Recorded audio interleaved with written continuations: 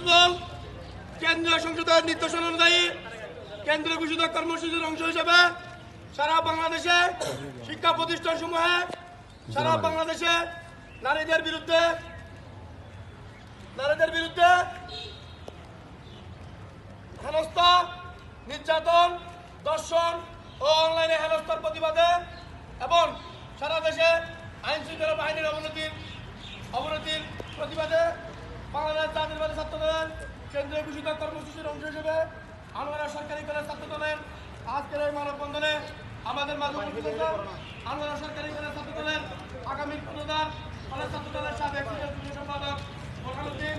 আমাদের মাঝে উপস্থিত আছেন আনোয়ারা সরকারি কলেজ ছাত্র নেতা ইমরান হোসেন, আমাদের মাঝে উপস্থিত আছেন আনোয়ারা সরকারি কলেজ ছাত্র নেতা মাহিম, আমাদের মাঝে উপস্থিত আছেন আনোয়ারা সরকারি কলেজ ছাত্র নেতা সুবাইল রাহাত, আমাদের মাঝে উপস্থিত আছেন আনোয়ারা সরকারি কলেজ ছাত্র নেতা আসিফ, সাকিব, আমিম, হৃদয়, আমাদের মাঝে উপস্থিত আছেন আনোয়ারা সরকারি কলেজ ছাত্র নেতা সাকিব, আমাদের মাঝে উপস্থিত আছেন মনির, রিয়া সহ আমি সহ আমাদের মাঝে উপস্থিত আছেন আনোয়ারা সরকারি কলেজ ছাত্র নেতা শহীদুল ইসলাম, তারেক জিয়া। মহিলাদের নেতৃত্বের মধ্যে আমরা দেখতে পাচ্ছি ওয়াকিয়া, চিনুক, মাওয়া সহ কলেজ ছাত্রদলের বিভিন্ন ইয়ারের নেতৃবৃন্দ এবং এ কলেজের বিভিন্ন ইয়ারের সাধারণ শিক্ষার্থীবৃন্দ সবাইকে জানাচ্ছি আনোয়ারা সরকারি কলেজ ছাত্রদলের পক্ষ থেকে